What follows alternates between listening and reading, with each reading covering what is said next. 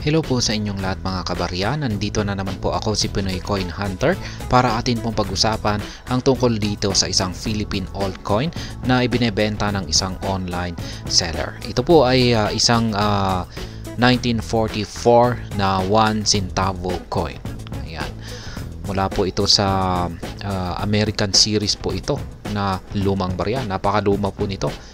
Kaya ayan. Yan po yung kanyang itsura.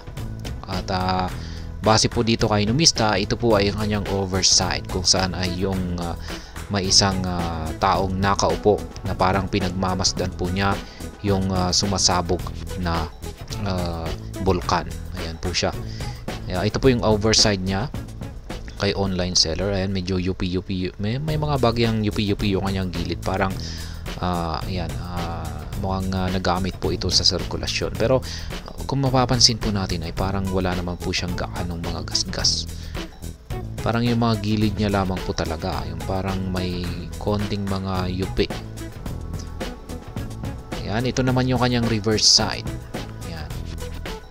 Ayan po yung kanyang reverse side. Ayan, mas mukhang bago pa rito yung kay online seller dito. Ayan, may mint mark siya na letter S doon. 1944 United States of America. Ayan, dito naman, dito sa kanyang overside ay dito natin makikita yung kanyang face value na 1 centavo Pilipinas. Ayan. Dito po sa kanyang overside ay ayan, nakikita natin ang isang taong nakaupo na may hawak na martilyo na pinagmamasdan ang umuusok na bulkan. Ayon po sa mga sources ay ito raw yung Bulkan Mayon. Yan, Bulkang Mayon na umuusok. At dito naman po sa kanyang reverse side ay ayan, yung nakikita po natin dito sa gitna na tatak nito ay ang Commonwealth. Ayan, Commonwealth of the Philippines po yan. Ayan, yung kanyang gilid ay smooth po yan, katulad nito. Ayan. At minted po siya ayan, dito sa Pilipinas at saka sa bansang United States. Yung may tatak na M ay minted po dito sa Pilipinas. Yung may tatak na S ay minted naman dito sa bansang US. Kaya yan, ito ay may tatak na S, ibig sabihin ay minted po yan sa bansang US. At dito naman kay online seller ay kitang-kita naman natin, napakalinaw, may tatak na S, ibig sabihin ay minted po yan sa bansang US. Yan, kitang-kita natin na mas marami yung mga minted dito sa Manila or dito sa Pilipinas. Ayan.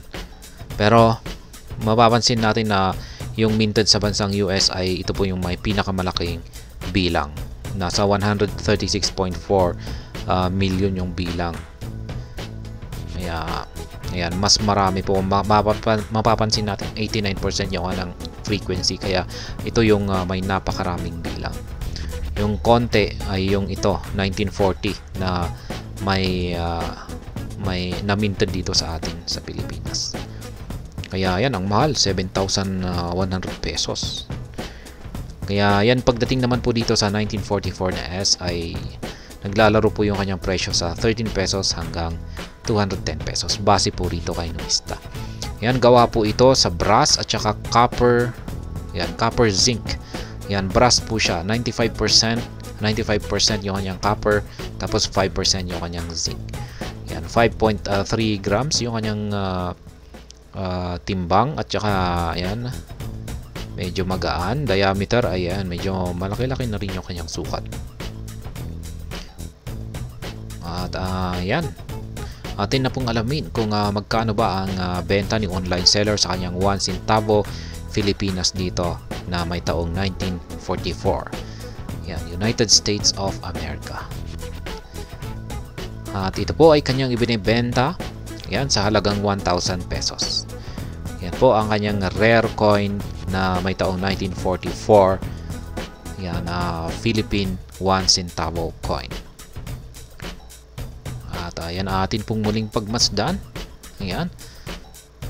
At baka magustuhan natin ay or kung wala pa ito sa ating koleksyon ay ayan po. nagkakalaga po ng 1,000 pesos ayon po kay online seller dito.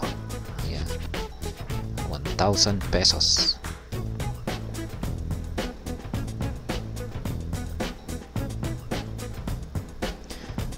At hanggang dito na lamang po tayo sa video na ito mga kabarya. Sana po ay inyong nagustuhan ang aking paliwanag sa video na ito. Kung inyo po itong nagustuhan, pakiclick lamang po ang like button nito. Para naman po sa mga bago lamang dito, kayo po ay aking inaanyayahan para mag-subscribe.